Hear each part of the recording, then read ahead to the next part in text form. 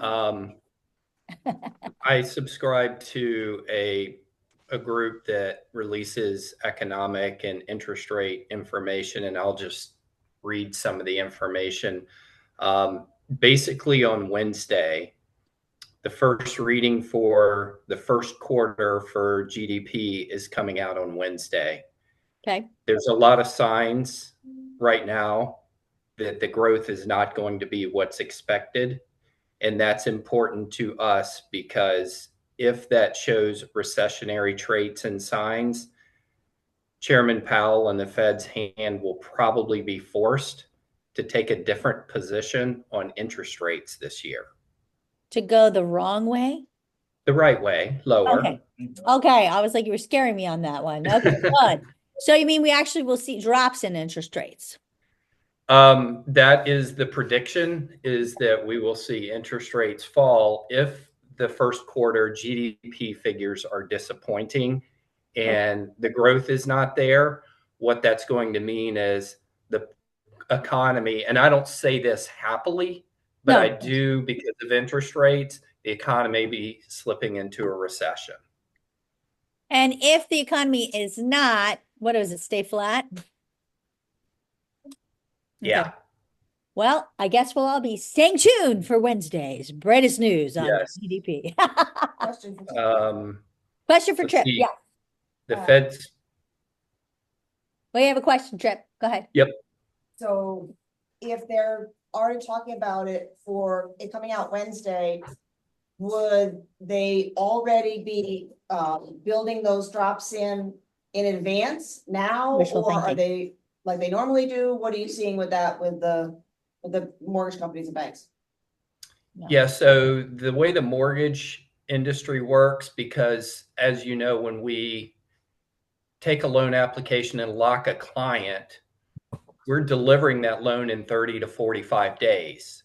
So it's proactive in such a way that if the figures are disappointing and people start feeling there's going to be a stance on lower rates, when those loans are delivered 30, 45, 60, 90 days from now, you'll start to see the interest rates react today or Wednesday or later this week, hopefully. So, but we don't have any precursor knowledge about the how much lower or anything like that, correct?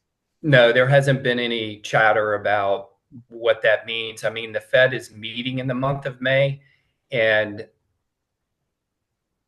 the Powell is pretty hawkish on his position as far as keeping the Fed funds rate where it needs to be. But if this first quarter the GDP figures come out and they're disappointing, he may change his stance. And if that happens and we start to feel like interest rates are go down, then we'll see the mortgage market react accordingly. So essentially, we're just hopeful that it could go down, but right now it's all things staying flat. Yes, I think, we'll know more by the end of the week, especially since these figures are going to be released Wednesday. So next Monday, there's going to be additional narrative and opinion that I can share with you guys on what that looks like based on Q1 GDP. So that means, guys, stay tuned for next week. Same bad time, same bad channel. Trip, did they say anything about new construction? Is that getting any better? Because I know there's a lot of inventory, but it's not selling that fast. Yeah, the new construction is not doing that well right now. Part of that is because of the tariffs and us starting to feel sort of the impact of that, and builders starting to feel the impact of that for materials that are being shipped in. We're going to feel it another 3 months because usually they have 6 months worth of inventory. I mean, my personal feeling on the builders is it's because we have pent up inventory in the market and we have buyer concern. So sentiment is not strong. So the reason that you're seeing builders with surplus inventories, I don't think been hit by the tariffs yet personally. I believe it's because they're concerned. Is that it's killing me? I believe it's more because we have the worry that, what's going to happen in the market? Do I, make a shift? Am I going to lose money in my job? It's this outlying nervousness in the industry in terms of people's livelihoods. Are they not going to be able to afford, housing? Are they not going to be able to afford their food? Are they not able to afford kids? They're talking about having to pay back loans and all these other things that are happening. So I think that that's more the concern. A lot of the home builders, even in the first time home markets, have got a lot of inventory. And I think they're being hit more than anybody. Still, the luxury market is moving. So that tells us not as much as it was, but the luxury market is still moving. So we know that I believe it has a lot more to do with this overall. Look what markets really hit, guys. The villages, 55 plus. They have 700 active listings in MLS. Never mind what the villages has got, because we can't see that. So that surplus of inventory, it's not that they didn't come down and visit, because I could tell you they were golfing. They were golfing. My mom could not get a tea time. She was not happy about it. She was not happy about the tea time situation, as usual. But the situation was in the purchasing of it. A lot of those people, they go into their IRA monies to use to buy, right? These are people that, were not buying like normal. And obviously it was because they were waiting to see what happens. And when the market is unstable, that does affect a 55 plus person, somebody who is on fixed income, more than it would affect somebody who is a luxury buyer who, has those funds. Now they may still hold if they don't have to, right? But a luxury buyer is not quite as, they're more insulated, right? Obviously, than somebody who is a 55 plus buyer that is worried about what's happening in their 401k, because there went their whole nest egg, right? They're not working. So And they're still not buying. well, of course they've left. So now you also have seasonality of a 55 plus. So, these are the things that are more interesting. Also, too, guys, where else is affected even more than our market? Ocala. Ocala has more inventory surplus than we have. Why? Because their market is in the lower income market than ours. Their average sales price last month was about 314, 315. So what are they relying on, right? They're very, very much tied to what their income is. They're very worried about what's going to happen with the cost of goods. They're very worried about a lot of those things that people who are in the middle to higher levels are not. They're a little more insulated, right? So this is where you see a more surplus of inventory happening. But this is where you see more opportunity, people who are looking to purchase. So this is wherever you've got to understand, guys, something to say. Real estate, there's never a downside. There's always an upside. And this is the thing with you being an advisor, you need to be able to find the upside, and you have to understand that. There's never a negative. I've worked since 2004 in real estate and have always done well. I have weathered every storm. Did I need to shift? Yes, you better be able to dance, guys. And that's okay, because we can dance. You just have to understand where the market is trending and get there first. Because if you're doing what everybody else is doing and you're talking about what everybody else is saying, by the way, you're a parrot. And beyond that, you've already missed the market. You missed it. You're too late. Who wants to say something? So you need to move before the market. You need to be watching the trends and making the shifts first. You need to be a trailblazer. And that's why you're with Premier Sotheby's, because we are trailblazers. And the good news is we have the footprint, we have the legacy, and we have the marketing to do that, right? And we have a great team behind us to help you do that. So the thing is, you can't think, and this is the one thing I'm going to leave you before we talk about listing presentations. When you're in a time of uncertainty, which could you all agree we're in a time of uncertainty? If you get caught up in the worry and the chatter that everybody else is talking about, you've already lost. Okay, that's not your job. You might need to look at another career, guys. That's not what we do. You are the advisor. You're the one who's supposed to come with the solutions, not chatter about all the other stuff you hear all the other realtors who need to get another job, right? If the ones that have been successful through all of this time, through all of these years, these are the people who have always been the trailblazers, who are looking at the trends, who are seeing the opportunity, who are finding the solutions. Those are the people you need to hang out with. Remember, it's called your reference circle, and you should be a ninja. Guys, now more than ever, this is the time. If there's still a couple more spots, if you have not been a ninja, get in there. It's about mindset. If your mind is wrong, this is the worst time to have a wrong mind, right? There's times of uncertainty and you're going to get dragged down in it. You're not going to do well. You've got to have your mind right first. Number one. Number two, it's your reference circle. You need to surround yourself. The 5 people you surround yourself with is the 5 people. That's how your life's going to be. So if your people around you are talking negative, they're not doing well, guess what you're going to do? Not super great. You've got to surround yourself with the same kind of people you want to be, who you aspire to be. So look around you and see who you're surrounding yourself with, because if it's the people who are naysayers, I think it's time to change your reference group. I'm not saying just associate them as friends, or maybe I am, but just do it quietly. Don't tell my number. But it's true. Now more than ever, this is the time you need to do that. Okay, especially in an industry like ours that has been pummeled for the past year and a half. Do you think we're not going to get pummeled more? We will be pummeled more. So we need to be the ones finding the solutions that are out in front of this. And you can't listen to the chatter. You cannot listen to that, because if you do, you might as well go get in another position. You might as well find another job. Maybe go be a barista. People are happy when they get coffee. I don't know, but it's not the way to be successful in this industry. Everybody good on that one? Agreed. Any other thoughts on that? Linda, how long have you been in real estate? Right. You made it every time, right? And what did you do? You shifted. You moved. She's a dancer. Because it always does work out, doesn't it? Well, I got an example. This weekend, I talked to this couple, and they want to buy a rental property. Uh-huh. I'm like, you got to do 20%, Yep. but they are paying closing costs. But I was asking them, I go, I sold you this house 7 years ago. What's your mortgage? Yeah. So, $2,500. I go, just so you know, you can get 6,000 a month out of this. So let's, what are you doing? Yes. Let's go out there. You don't have to, you only have to put 3.5% down. Yep. You get all your closing costs paid for by new construction. Yep. And this is the best way to do this. Exactly. This is exactly right. Change your mindset. Builders are already starting with the incentives crazy. They're going to start even higher bonuses for us.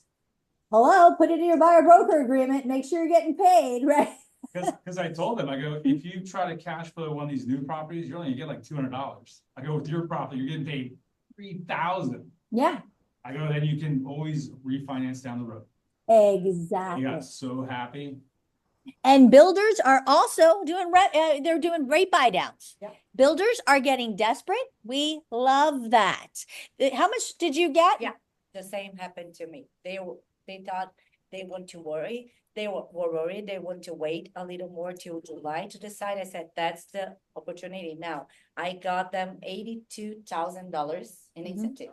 All the closing costs, 45 for design, 10 plus for the better lot, and also for the elevation. So they're so happy. It's a 800,000 for all of this. 6 bedrooms, perfect. And guys, I hate to tell you, but you know what? In COVID times, there was a time to buy and then it was gone in a second. How many of us wish we bought then? Because I know I did. I saw it and I was too busy helping everybody else, not myself. And then I wanted to kick myself. This time I'm by myself. And I've already bought. I know. I'm like, I'm too busy. I was helping everybody. I got to stop that. I don't care about anybody anymore. No, I'm just kidding. But the truth is, you got to look at this opportunity for what it is, because it's going to go away and we're going to miss it because, everyone's talking tariffs, know what's going to happen, but they could be gone tomorrow. It could be just a play. I mean, this is a you're fired guy, right? Nobody knows. Nobody knows what he's really going to do. And then when you all would have missed it and your customers would have missed it, and they might go to you, well, why didn't you tell me to buy it? Right? And then look, DeSantis is looking at getting rid of changing the Constitution, getting rid of property taxes. What do you think is going to happen to these homes? They're going to increase in price, because if people know that you can buy my home without property taxes, they're going to raise their prices. Yeah. And so the people are going to get mad at you. Why didn't you tell me to buy last year?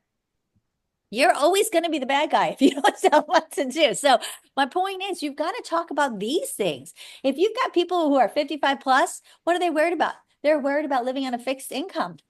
Wouldn't you want to be in a state that didn't have property taxes? Now, you don't need to talk about that because Governor DeSantis is talking about that. That's the stuff you need to be sharing. You need to be talking about the solutions, and we're not even making it up. So these are my points. Got it? Okay, now let's get into listing presentations that we were going to talk about today. All right, any questions before we get started? Excellent. All right, and we're going to keep admitting people.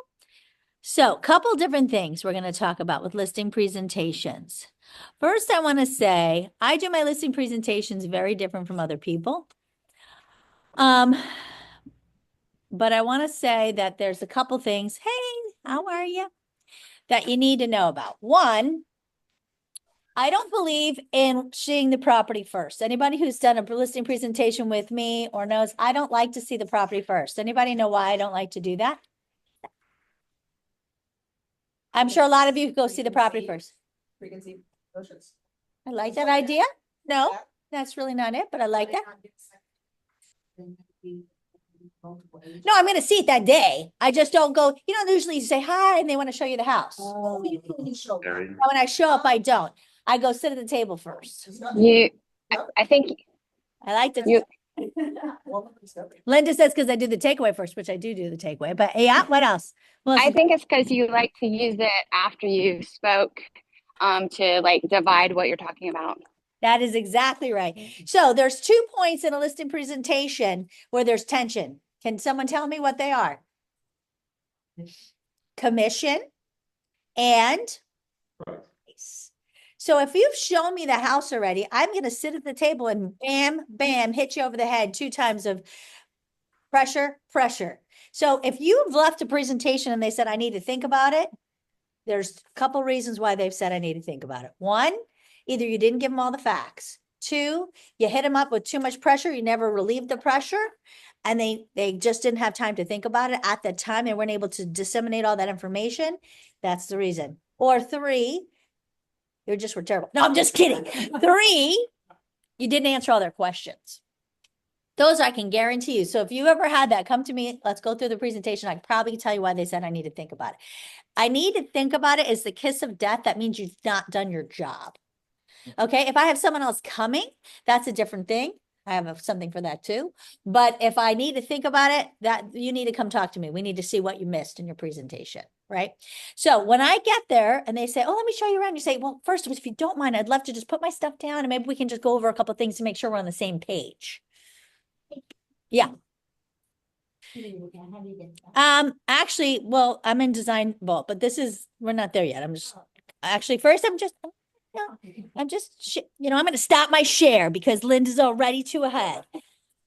Okay. You're doing a presentation with us and you're having to like not. I know. First, we're just having a little chit chat. And now she's thinking about it, right? See, this is why I can't give you materials because you're going to be too far ahead. So that's why I sit at the table first. And what's the most important thing when you're having the conversation with them? What's number 1 thing? You have to build rapport. If you don't match a mirror, if you don't get them where they're actually listening to you, don't even bother starting to talk because they're not going to listen, right? So I like to match a mirror. I like to use my NLP. I like to make sure that they're actually following me because if they're not, I don't even start my presentation. Anybody who's been with me, sometimes we talk at the table about nonsense for how long before we actually start doing anything? Because you have to, because we may not be on the same page. But once we're on that same page, and we could do NLP training, but I like to match a mirror and maybe I move and then they move in the same position. I know that they're following me. I go, okay, now we can start. Now we're talking about their family. We're talking about the kids. We're talking about the little bracelets. Where's that? Who was I with that they made us little, Flavia, remember the girls made us little bracelets and okay, we can be talking about whatever. It doesn't matter. But I like to do that first. That is most important. And then what am I trying to really find when I'm at the table? Motivation. What did you say? You can bottle champagne instead of champagne. Everyone loves it. It's a great icebreaker. They just talk about how much they love wine. Yeah. It's so good. I mean, that's Linda O'Grady says, One particular. who doesn't drink alcohol? Linda O'Grady says, if you bring a Sotheby's bottle of champagne, everyone loves it. They talk about how much they like wine better. Is that what you said? They just talk about something. Yeah, A very good ice. it's a good icebreaker, she says. Here's the other thing. You've got to find out their motivation. That's what you're really trying to find out. Yes or no? Why are they moving? What happens if they don't get there in a certain period of time? Those are the two most important things. The Because whys.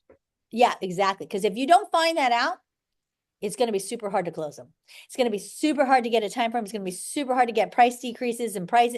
I mean, that is so important, those two things. There's other questions like how many times have they sold a home? What are things that you've enjoyed with from other realtors that you've worked with? What are things that you wish they had done differently? They're going to tell you everything about how they want to be sold. These are all the things you need to find out in your discovery, right? This is great, just conversational stuff that you need to do.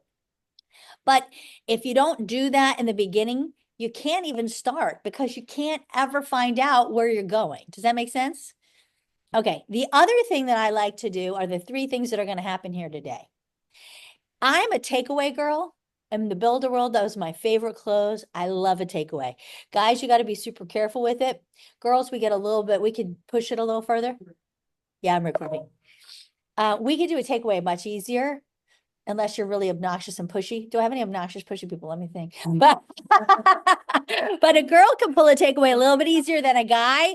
Guys, you can get it sort of taken a little bit. So it's imperative for you guys that you do in the beginning. But girls, it's good for us to do in the beginning too. Women, ladies, sorry.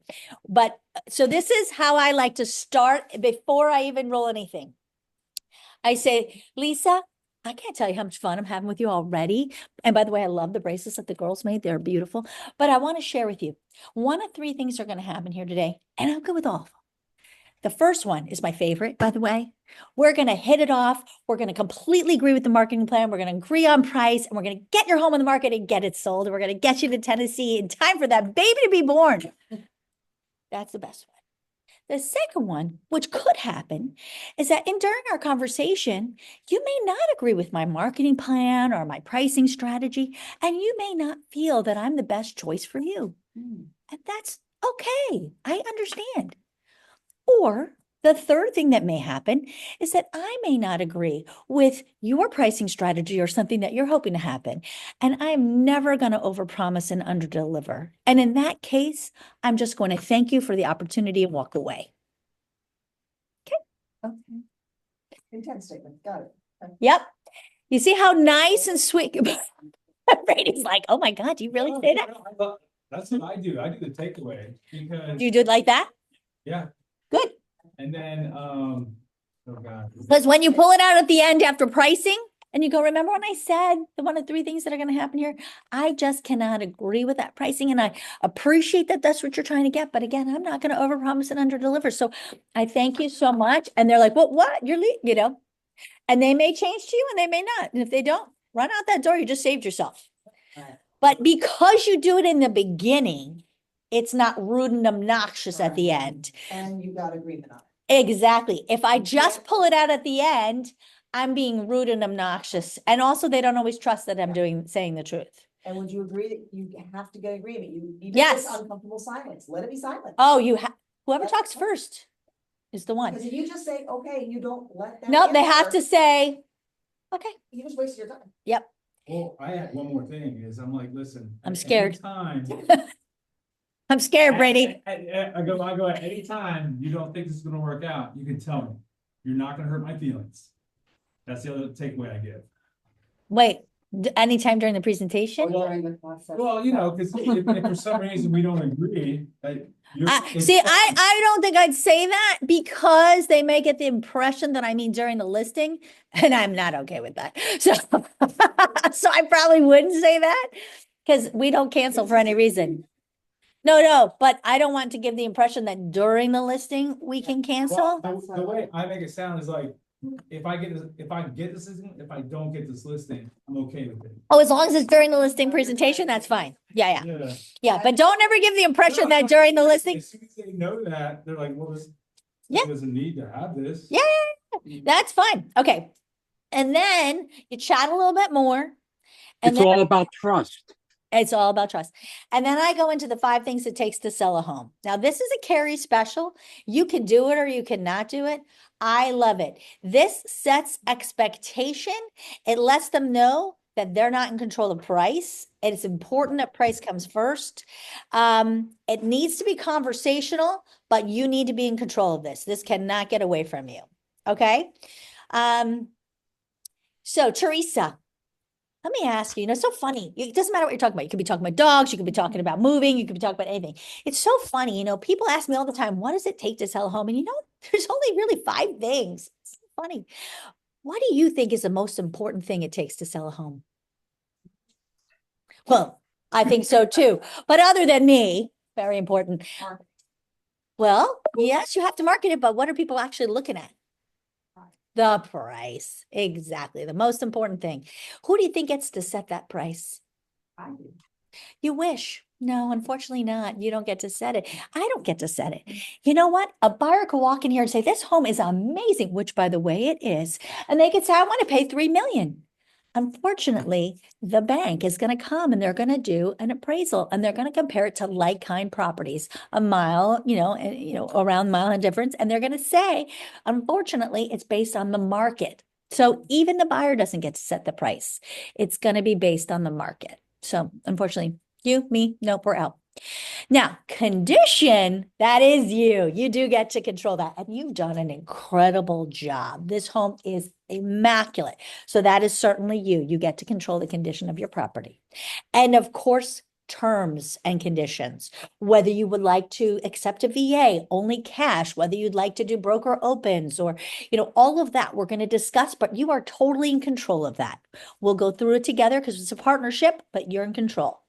Now, location, that was you when you bought it, but now it's the buyers, right? And I will tell you that they don't care about what I say. They care about what you say. So we're going to work together. You're going to tell me all the reasons that you moved here, the best things about this location, the neighborhood, and that's how we're going to come up with the public remarks because that's what they're going to want to know about. Now, I told you it takes 5 things to sell a home. We've covered 4. I haven't even done anything. You're wondering why I'm sitting here, aren't you? Because the 5th and the most important thing about selling a home is exposure. And that is why I have partnered with Premier Sotheby's International Realty. You see, and that leads me right into my marketing. Now, did you guys feel like I just pummeled her with information? No. It was pretty conversational, right? But it's important that she didn't derail me and she gets me into some off-market conversation about pricing or something like that, right? We didn't even get in that. It's important that price is first. She needs to understand she doesn't set that. So when she gets to be overpriced and she says, well, I only want cash buyers. And you can say, yeah, but remember what we said, that the market sets the price. And you know what cash buyer is not going to have an appraisal? They didn't get to be cash rich by paying overpriced for things. As a matter of fact, they tend to come in underpriced for things. So, these are the things that you're going to go back to when you get to the pricing conversation. That's why you want to set it all up front. So that's the 5 things it takes to sell a home. And by the way, I have all this in print, but I chose not to give it to you because Linda was a perfect example. She likes to look at everything ahead and then nobody would pay attention. Now, here's the most important thing. Well, actually, it's all super important, isn't it? We're going to go into commission, but we can't go into commission and say until we say all the things we do, right? And that's why it's imperative, in my opinion, you have 3 things about Sotheby's, 3 things about Premier Sotheby's, and 3 things about yourself. And that's what you've just led into. So that's why I have chosen to partner with Premier Sotheby's International Realty. Sotheby's, and then you go into the 3 things about Sotheby's. Now, I'm going to share and give you what you can use to come up. So in Design Vault, does everybody know how to get to Design Vault? Okay, participants can see my screen. When you go to Propel, and you can click on SIR Resources right here. That will take you here and you click on Design Vault. You search under templates and you pull up listing, presentation, talk tracks, which is this little doohickey, which y'all can print. Okay, everybody with me? Now, what does this go to? It goes right along with this beautiful new listing presentation. And it talks about what's in it for them. So those of you who cannot wake up like I do and say that we're in 83 different countries and territories and all the things that that means to the customer, it tells you. It says the attention, the feature, the benefit, and the impact. Pretty cool. Your community is our community. The feature, the benefit, the impact. Your neighborhood is our neighborhood. The feature, the benefit, the impact. It goes through each one of these different things and it tells you the feature that they're going to talk about, what the benefit is to the customer, and the impact that they get from that on each one of these different things. And then it breaks it how we're your partner. And it does the same thing for each of these. That's pretty cool, right? So if you can't find 3 things to talk about from that, I don't know how to help you because there's a lot here. Now, I just wanted to print this up. You guys can print it up on your own. You know how to get to it, but this is what it looks like. Okay. But there's more than 3 in this. There's a ton So in which here. 3 do you personally kind of nail down? So, Depend on the property in your It's case. gonna depend on the property, but honestly, if it's me, I'm gonna stop my share because people like Linda are distracted. I can like to pick on my Linda. Okay. Well, she is like those kind of people who like to take her notes. She likes to know where it is. She wants to know how to find it. See, there she is. Okay, she already has all her notes. No, personally, if it's me, my 3 things about Sotheby's are this. Now, you could pick your own, but Sotheby's is truly a global brand. Teresa, let me ask you, what do you think being global really is? Do you think it's the fact that we're in 83 different countries that make us global? I mean, a lot of people say that, right? Because I know you're going to interview other people and they may have said that they're global, right? Because they're in other countries and territories. So do you think that makes it global? Yeah, but to me, I don't see how that's global because if they don't actually work together, if you have a country, an office in France, but you never talk to them, what good is it, right? So this is to me how Sotheby's is truly global. For example, we had a property in Celebration, and we actually have reports that tell us not just what countries and zip codes are getting the most views, what Sotheby's offices. And we saw Zurich, Switzerland had the most Sotheby's searches. So we contacted our brokerage in Zurich, Switzerland, and they made us the home of the month. They blogged about us, and we were the only home listed in the United States from their Zurich, Switzerland's website. We worked together to try to find the buyer. Do you think that's being global?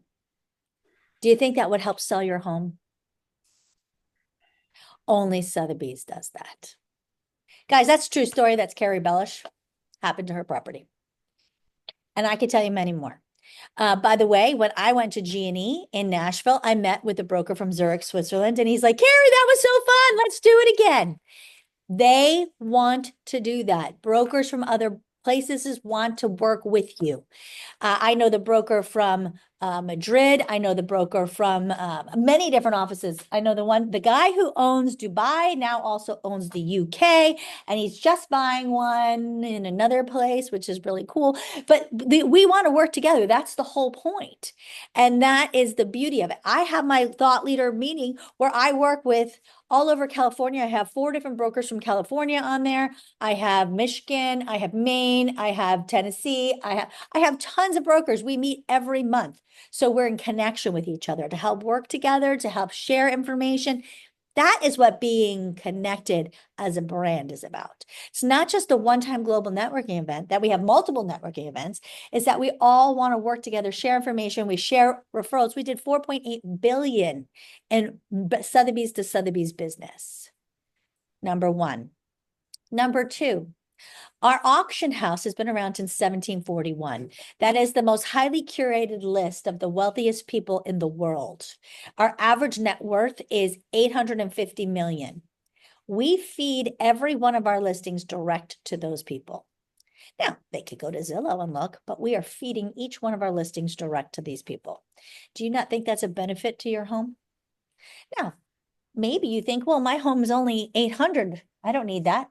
Would you rather someone around here locally who's trying to get a loan, the loan is constantly changing what the rates are to purchase your home, or someone maybe from the auction house who could buy 5 of them but wants to buy yours because they want to have a little pied-à-terre close to Disney for their family to come to? Which would you prefer to have as your customer? Right? Number 2. And number 3, if you ever chose, the other beautiful thing about Sotheby's is we could actually even sell your home at auction. This is another beautiful thing. We could sell it on the floor in New York, London, Dubai, Hong Kong. We are not just an auction house and separate with real estate. We are the only company that can sell our real estate on the floors of our auction house. We are one. We are Sotheby's. Nobody can compete. Mic drop. Those are my 3 I like. There are so many more. Oh, here's another one that I always use too, by the way. We do not syndicate through the MLS. You've all heard me say this. We turn syndication off because we at Sotheby's do not believe that your low resolution photos should be syndicated anywhere. We syndicate only through Sotheby's with high resolution photos. So they go to all those same places that everybody talks about, but with high resolution. So when somebody's looking online, your search engine optimization is going to be the highest, and so your listing will pop up. Additionally, every home, no matter what home, will be listed in the Wall Street Journal, Bloomberg, the New York Times, the Juwai in China, the Nikkei in Japan, the Financial Times in India, Mansion Global, Country Life in the UK. The list goes on. It's endless because we know how unique your home is, no matter the price point, and we want to put it in front of the most qualified people wherever in the world they are. That is global exposure. I always say that one. Anybody who's been in a listing presentation with me knows I said that one. Linda, right? I said that one in yours too, didn't I? Yes, I did. But anyway, point being, those are mine. Pocket sized. You just want to press the button, play. Put this down. But you have so many in this thing. I mean, I only just mentioned 4, but they're all good. Okay, has everybody got that one? Now, Premier Sotheby's. You have to say 3 things about Premier Sotheby's. Anybody? What? Yeah, sure. What would we say about Premier Sotheby's? Give Carrie. Yeah, I don't even bring that up. We're the number 1 affiliated Sotheby's. We are the number 1 Sotheby's, but I don't even say that. I don't even say that because what's in it for them? I don't say that. I mean, we are, but I don't say that. What I say is Premier Sotheby's is your marketing partner. We know how unique your home is, so we will make sure that every time your home appears in public, it will be created specially for your home. You will never show up in any marketing piece, any flyer, any brochure, and have it look like anybody else's home. Think about that. You're not printing any zip your flyer. You're not printing it up in any kind of stupid, whatever these things that people are using, right? Every time it's being printed, it's some kind of thing that we've created especially ourselves. The brochure that you showed, everything is made in-house by our team or by our systems, right? Nobody else has it. Everything is done only for Premier, and not even every Sotheby's, because if one Sotheby's created, it'd be different than ours. Now, when I want to show how different and unique Sotheby's, Premier Sotheby's is, what do I do for that? Oh, I don't know, Carrie. What do you do? Well, let's take a peek. That's why we create our own marketing plan. And if you don't have one, you should, because I do this for everybody. And if I haven't done it for you, that means that you haven't taken the time to meet with me. Shame on you, because I meet with anybody who asks. I blame you. So it's your fault, not mine. I'm not owning that. You are. So this would live in your presentation suite. You would customize it with the home when you go. This talks about, obviously, who the Sotheby's auction clientele are, the global presence, the notables and quotables, which I'm waiting to get the newest, the latest and greatest, our exclusive media partners. I do a little bio for you. This is Lawrence. Isn't she cute? That's her little bio and her testimonial. And then we are the only company that has our own public relations department. Premier Sotheby's. There is no other brokerage out there like us, like a brokerage, not like the big Sotheby's, because Sotheby's has its own public relations too. But Premier Sotheby's, we have our own public relations. We have Elise and her little team. They're amazing. We have the largest share of voice over everybody else. We've already gotten the dollar equated to how much PR we've gotten is already almost 40 million year to date. That's incredible. Every time you're looking at a newspaper or any kind of publication, if there's someone writing a story, the majority, it's about 78% of it is Premier Sotheby's because we're the coolest. So if you have a home, we want to know everything about that home so that they can try to pitch the story for other people to pick up. That is the beautiful thing. When we had Shaquille O'Neal's listing, that thing was written up everywhere.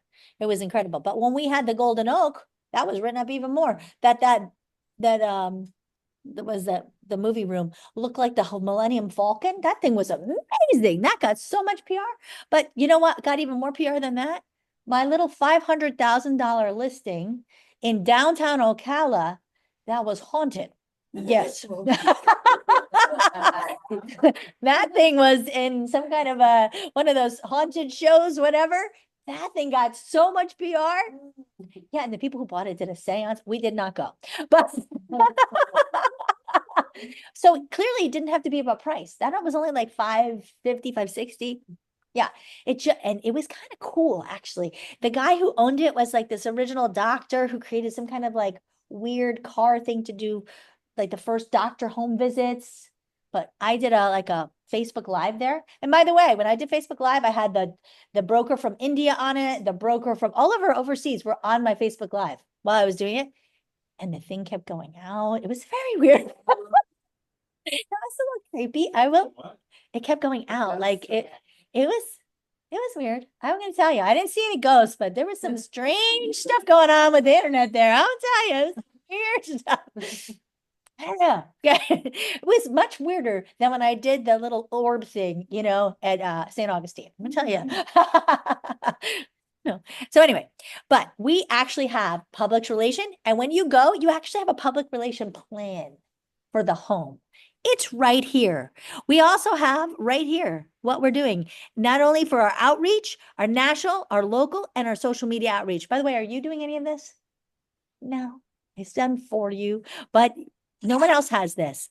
This talks about it on the national level. That's Sotheby's, our Premier Sotheby's, and our schedule. What happens for the first 4 weeks of your listing? Yep. And then you have your own marketing plan, guys, right here. Here's your marketing plan: newspaper, magazine, online, photos, brochures, digital mail campaigns, email, global, digital opportunity. This is all being done for you. Who else is coming up with this? Nobody. You are printing this out.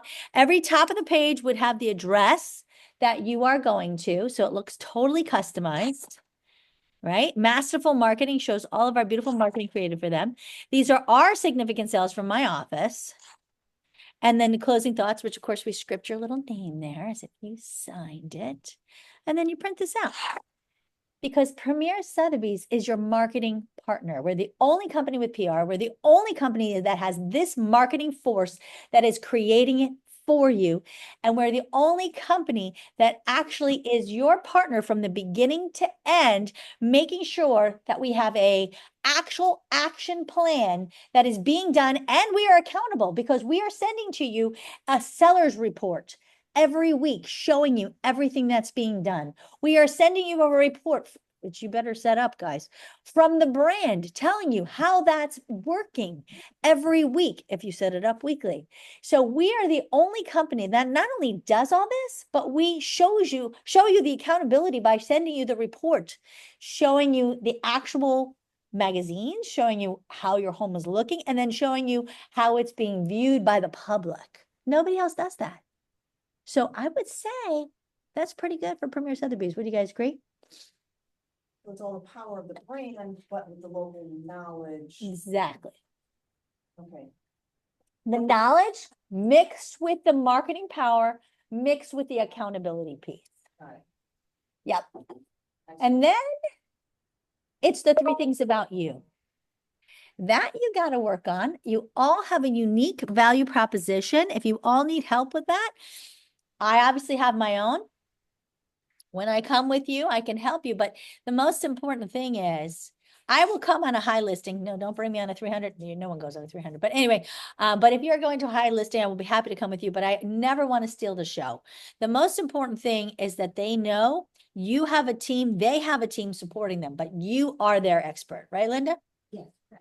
But how can you not steal the show? think I stole the show.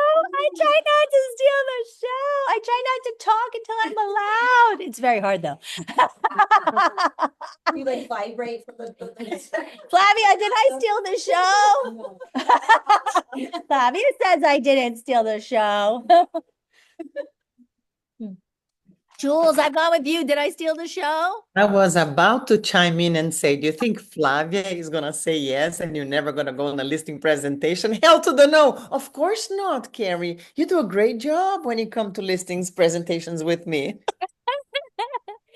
Well, listen, the most important thing is that they know that you have a whole team.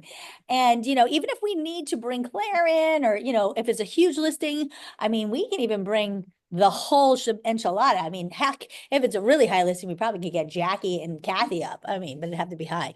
But they would come. And that is the power of this brand, that we could do that. So those are some of the tools there. Now, what I want you to know is now we go into pricing, right? Well, actually, no, let's go. So now we've done all of that. And now we talk about the commission conversation, right?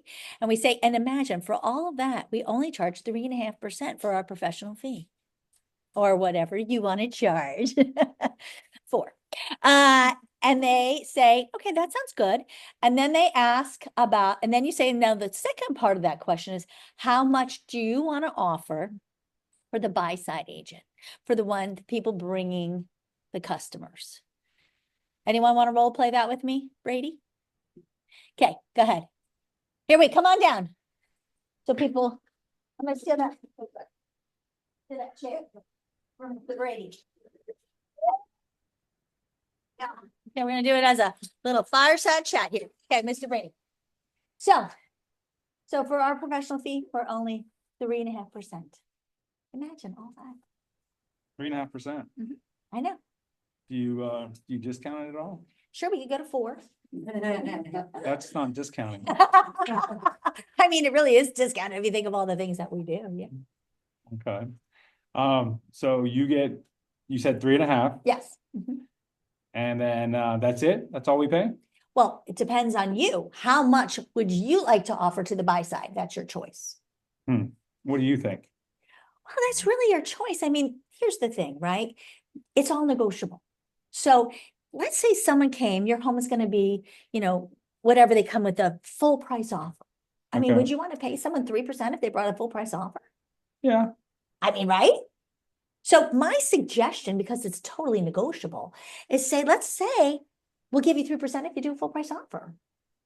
And if they don't, it's negotiable. You offer whatever you want to based upon the validity of that offer. Okay. You like that? I like that. Great. So we're 3.5 and they're 3. I like that even more. Okay, perfect. That's good. Okay, now show me the home. I haven't even seen it. You see, we've got the agreement. We write that in. And now he goes and shows me the home. Thank you, Mr. Brady. When do you have them sign it? Before they show you the home? We haven't gone and done the pricing yet. Oh, So I just got okay. the agreement on the commission. Right? Okay. All right. You can sit. All right. Thank you. You guys all see that? See, you want to keep that very light if you can. You know, sometimes the conversation, if anyone else wants to try it with me, they can. Anybody else want to try one with me? Teresa, you coming to try that with me? I'm like, that was shocking, right? Hey, Carrie, Yes.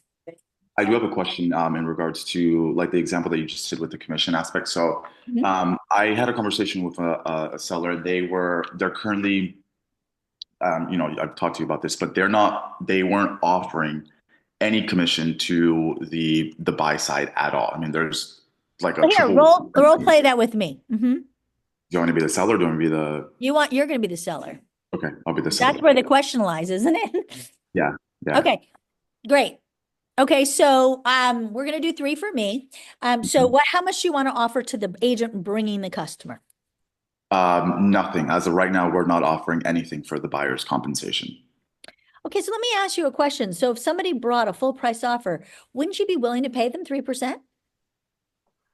Yeah, if they offer me a full price offer, and I'm able to walk away with what I want, then yeah, I'd be willing to offer maybe not a full 3%, but I'm willing to offer them something.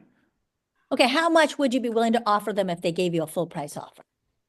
Well, considering that I'm already paying my agent 2%, I would be willing to only pay that agent 1.5%, and they No, can no, no, no, we're negotiate. 3%. What do you mean 2%? Oh, okay, you're already at 3%. So I'm willing to, negotiate a additional 2%. 2%. Okay. So why don't we start with 2% to get people excited about bringing offers? And then if it doesn't come in there, then no problem. Then we offer whatever you want to because it's totally negotiable. Okay.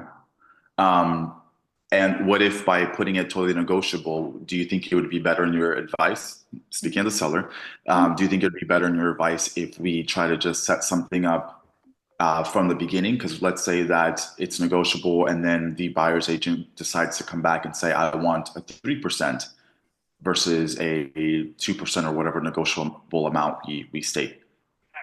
Well, if we say 2% that we're saying we're going to be willing to offer, right? And they choose to come back at 3%, they could do that at any time anyway. If we said 1%, they could come back at 3. If you say 3%, they could come back at 4. I mean, it's totally negotiable, so it's irrelevant. My point is by saying 2%, at least that people are knowing you're willing to work with them, so they're going to be excited about putting in an offer. Understood. Okay, sounds like a plan. See what I'm saying? Yeah. I think it's a bad idea, guys, to allow people, I mean, you can't stop people, but to not continue the conversation when they say, I don't want to put anything in.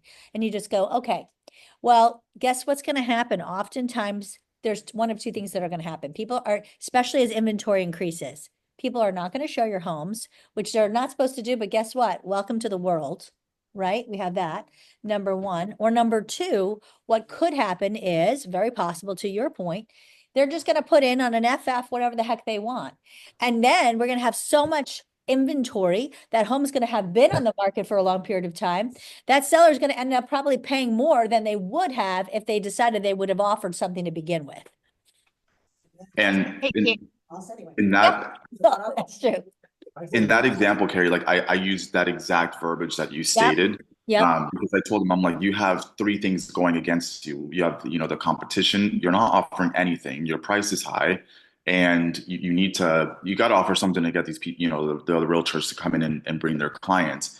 But then I also talked to them about that. If you don't set something now, you're going to be paying more because then the other agent is going to say, well, if you want this offer, and if you're desperate for an offer, you're going to accept what they're going to give you at some point. So What did they say? They were actually more open to accepting or paying compensation if the buyer's open. So the conversation is still going, which is great, but I think I got them past the hurdle of we're not, like you need to realistically in this market, you need to offer them something. Here's another tool for your toolbox. That's super weird. The ghost has followed me. That's super weird, right? This still shows it's on. That's really weird. Okay. So here's another thing you need to think about. I will say, I would look at the inventory today and then look at the inventory in that same community or area last year. Yeah. That's what you need to bring them. Don't just say, and days on market. Don't just tell them there's more competition. Show them. Because I will tell you, in most places last month, and I'll be doing the meeting for this month, which I haven't done it yet, but last month compared to this month, inventory has almost doubled in every location. So that is important for you to know. Now, I will tell you, days on market last year to this year has probably gone up 10 to 15 days. Oh, okay, sure. I have to run to the bathroom. But the most important thing I think you need to show them is the amount of inventory has increased, and maybe last month to this month may have increased more. And then if you're in an area where there's builders, I would definitely show them what the builders are offering as incentives, because that's a whole nother competition that he has to compete against, and he does not have those deep pockets. So then there's that. Okay, Carrie. Yes. Carrie. You touched on this earlier, and I'm kind of curious, like, how are you guys handling the cancellation policy with Premier Sotheby's versus some of the others that will just let people out if things are going sideways? Perfectly. I don't cancel at all. Understood that, but what is your script around that? Like, what are you you know, if people are like, well, wait a minute, you know, I can't get out of this. So how are you handling that? I give them their listing agreement and I say, this is what you've signed. And if I so choose, the option is condition 12, section 12, withdraw conditionally if I choose, which means you have to reimburse me for my marketing expenses. My direct marketing expenses are much higher than what I charge them. I only charge them the $1,500 setup fee, which I could charge them much more. And it's whatever you've written in under cancellation. And then they can only withdraw conditionally, which means that however long your listing agreement is, let's say it doesn't end for 3 more months, that means they can't relist it for 3 more months. So you're paying $1,500 plus whatever that cancellation is to let it sit off the market until that time. That's option 1. Option 2, which by the way, I put this in writing, is that they could, the other choice is pay my entire commission, which is, 5%, 6%, whatever that was, and get out of it.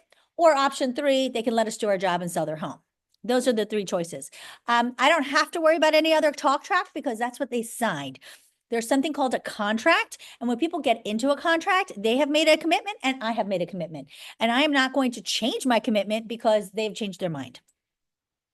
Just like if they're in a buy-sell contract and the buyer wants out, they're not going to be like, oh, sure, you can get out. No, that's not how this works. If you get in a contract, a legal binding contract, you have to do what your legal binding contract says. So that's how that works. So no, I don't cancel for any reason. There's that.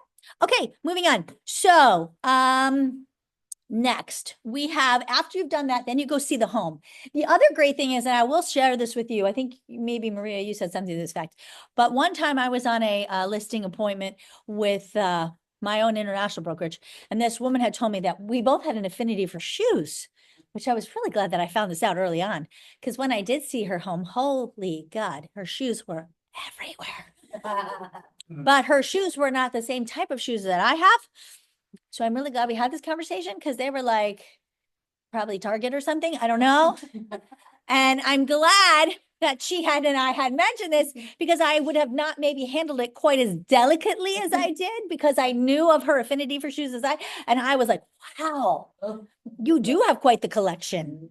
And I think it's so important that you hide these because we don't want anyone to steal them because they're so important and they're definitely very special. So yeah, so she was like, you're right. Somebody might steal them. Was it really what I was thinking? Like, how do I, but thank God I had that conversation with her. So I knew how to delicately handle that situation. They were freaking everywhere. And I was like, oh my God, what a mess. But and she was like, you're right, Carrie, someone might steal them. I'm like, absolutely. These things are, wow, you got to put these things somewhere very special. Like, yeah, maybe the attic. I don't know. Yeah, some are really like nowhere anyone could even find them. Yeah. So that went really well. But had I not known that, that could have been taken the wrong way. Yeah. Could you imagine? Oh my God, you need help with that? Like I could help pack them in a bag, right? That could have gone really bad. So that's the other good thing about having those kinds of conversations ahead. You know what's really important to them, and you might be unsensitive to certain things, not realizing, that these crazy things are, so special. So that was good. Say 3 things about it. The 3 things that could happen here today. I talk about the 5 things it takes to sell a home that goes right into the commission. So I talk about Sotheby's 3 things, Premier Sotheby's 3 things, me 3 things, and then I do the commission.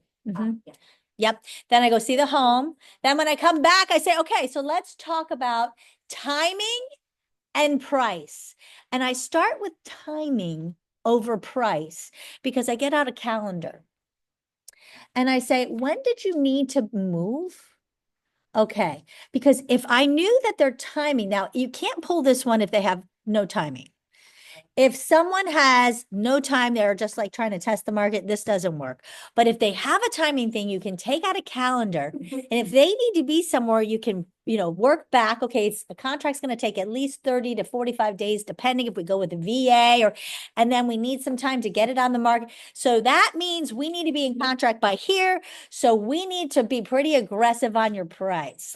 So if you know that you have a motivated seller, I would hit the calendar first and then do your pricing conversation. Good point. Yes, because if they're not motivated by time, there's no sense in doing that because, But if they give you that answer, that they're not motivated by timing, would you say that perhaps you need to go back into your discovery as to why they're selling? Because. did get well, the you real would have answer? known that beforehand.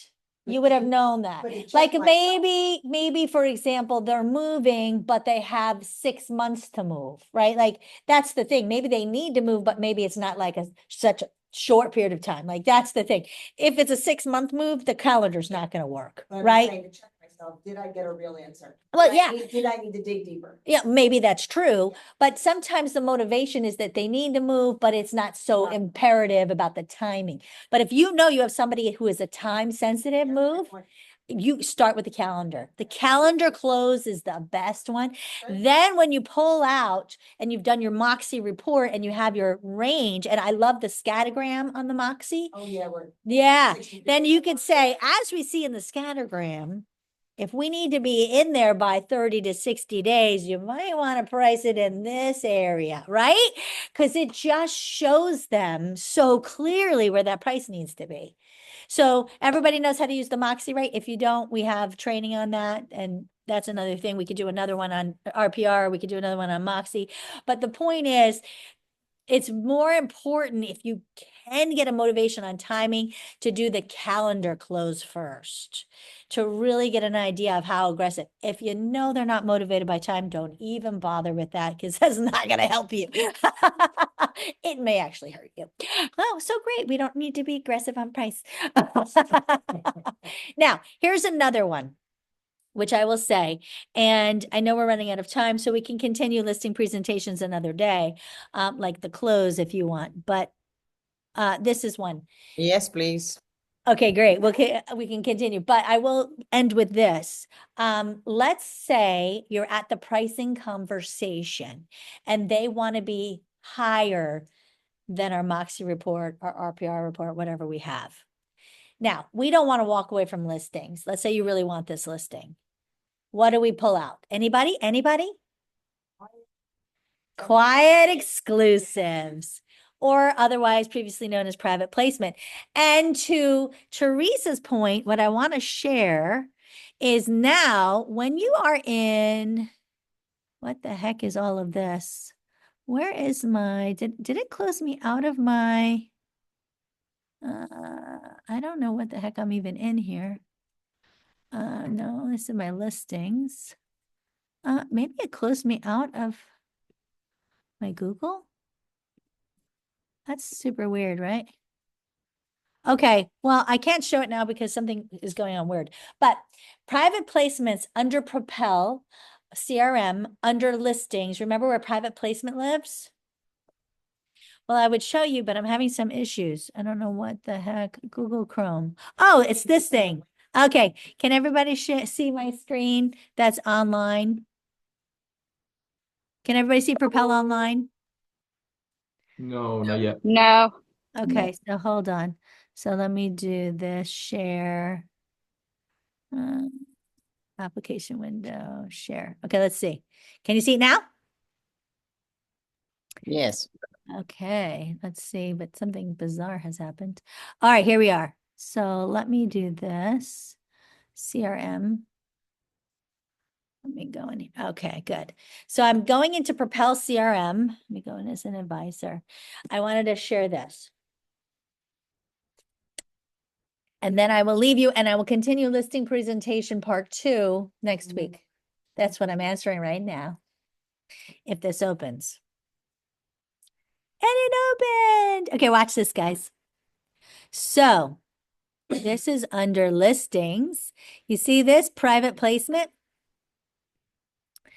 If I can get here. Is it like not wanting to go there? It's just your offices? No, that is what's changed. We now have private placements everywhere. Naples, Longwood, Bonita.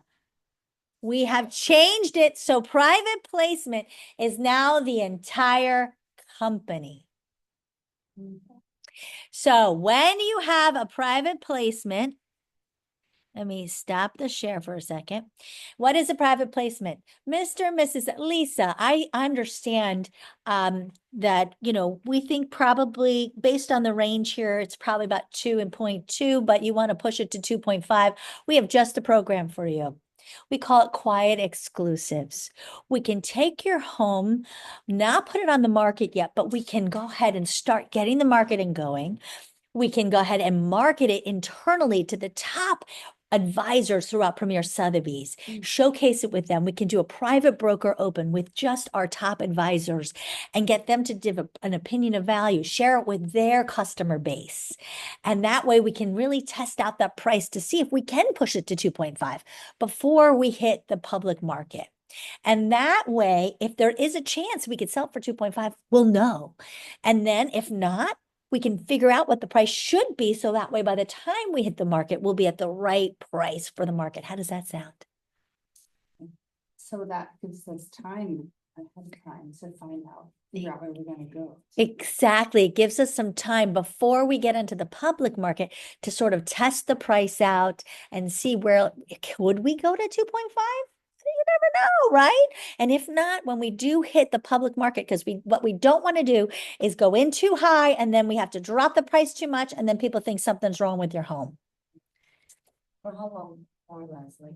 It doesn't matter. Doesn't matter.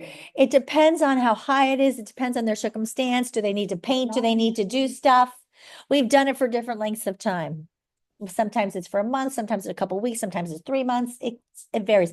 But what you don't want to do, guys, is give them the indication that they can sell it completely off market, because that's harder to do. However, Teresa has somebody who wants to try to do that. You've got to take a private placement. You still want to take some pictures. You put it into our private placement, and now it's shown everywhere. You can market that internally to all Premier Sotheby's offices throughout the company. Clear Cooperation states it cannot be shared to any other realtor outside of our company, but it can go to every customer that any one of us has, any Premier Sotheby's advisor. I got a call from someone that says, I'm an investor, do you have any off-market properties? We do. So I shared that property with her, Mhm. and then at the very end, she tells me she's an agent. Oh, see, that's bad. Every time they call me, I need to say, are you an investor, or are you an agent? Yeah, because if she's an agent, we cannot share. Mhm. Yeah, so if she's an agent, if she's an investor, you have to say, are you a licensed agent? So let me ask you, I've already got the listing agreement signed, and Because you can turn her in for violation. What if they're not in Florida? The agent, if they're not licensed in Florida, does it make a difference? Yes. Oh. It's clear. National, it's bad. National Code of Ethics, National Association Code of Ethics. It's the whole nation. So I've already extended the listing agreement 2 weeks, so we're not going active in MLS. But do I need her to sign the private placement? No. doc? Only need to sign private placement documents if we are actually selling both sides. That's the only reason because of our listing agreement, how it's post dated, we are in a listing agreement, whether or not we go active, that's all irrelevant. So Jill can put my listing now and Yes, correct. The only reason we'd ever sign an office exclusive and list that with the MLS at this moment in time is if we're going to want to get credit for selling both sides. If we want to get credit for the list side, we have to do an office exclusive. we just didn't know if we needed that private placement document signed since she's not going in MLS. You can get her to sign the private placement. That's an internal That's not document. necessary. No, but we don't want the office exclusive. That's a pain in the neck to keep up with. Now, they do have and we don't have it yet, but the delayed, opportunity and delayed entry through MLS, but they have till September to decide. We still don't know. They're talking about a couple more months to decide. We don't know how long the delay will be. And then when you do that, you can put it in the MLS, but it will only be shown on certain brokerage feeds if they happen to have a code to get in. So it'll only go to certain customers. I don't know. We That haven't is so decided if we're going to stupid. do that. What was that? That is so stupid. Yeah, Might it as well put on MLS. Exactly. So we don't know if we're going to partake. Yeah. I'm just focused as far as private placement and other agents, because I thought that we can't publicly advertise. We cannot. Placement, right? Correct. You cannot go anywhere. What was the question? Circulate. Flavia said, I thought we cannot publicly market something if it's private placement, and that is Yeah, correct. so, but if there is an agent that is like, I really have this hot buyer and this person really is looking for a 4-bedroom Dr. Phillips, do you have anything off market? So I'm not allowed to tell. You them. cannot tell them. So Flavia said, if I have this agent who calls up and says, do you have anything? I have this hot buyer who really wants something off market. We cannot tell them because we cannot share private placement. We cannot, even if it's your listing, because she's an agent. But I can't disseminate. No. But my clients and customers, I can tell, hey, I have this amazing listing. Your customers you can, but you cannot share. So if you have a private placement, you can tell any customer, but you cannot tell an agent who's outside of our company. And if I tell the customer and can I send them, here's the picture, but please do not disseminate, I'm just sharing. with You have to be you. very careful. I wouldn't send any pictures out to customer. I mean, you could send it to a customer. You can send a picture to a customer, And but if just it's- know, Yeah, yeah, it does get a little bit dicey if they But- send it to other people, yeah. but you can send it to a customer, yes. Okay. Yes, but Would no you public would marketing. you suggest a photo that does not contain? the Yeah, do address? not put the address, Yeah, just send the of course. picture without the That's address. fine. Just all the Yeah. information on Yes. that. No flyer, yes. Publicly disseminate Yeah, I and would send put them the, out. I would put the Thank you. disclaimer on it. Yeah, for sure. Yeah. The only other thing that you could do, which Michelle Jarvis, we did this for, she had a customer that was doing private placement. She has but now she knows an agent who has the buyer for it. The person is not ready to go onto MLS yet. So what we did do is we quickly wrote a commission agreement. With the commission agreement, she can share it with that other customer. Instead of doing the exclusive right to sell listing agreement, she now has a commission agreement. But remember, if you do that, because the commission agreement is not relevant to Clear Cooperation. Here's the problem. 2 problems. Commission agreement means that anyone could go around you and go to the seller. So if this agent was really Slim Shady, could go direct to the seller and get their own commission. I don't think that will happen, but it could, right? She's not protected. It just says that the seller will give her commission if she brings the buyer, but she's not bringing the buyer. The agent's bringing the buyer. So that's the first problem. The second problem with a commission agreement is, just so you know, you do not get credit in the MLS for the sale. So what we have done is, let's say that deal does go through. She can write a listing agreement now, put it in the MLS, go active and pending. It's all, but yes, it is a lot of hassle. Yeah. So, I mean, just to get credit, yeah. They won. It's much better if you're just, yeah. So, but these are the ways around. There are ways around, but it's dicey. I'm going to tell you, commission agreements can get dicey. All right. So I'm going to thank you all for joining me for our first day of fun on listing presentations. And when we move, continuing to day 2 listing presentations next Monday. So thank you all, guys. Have a great rest of your day.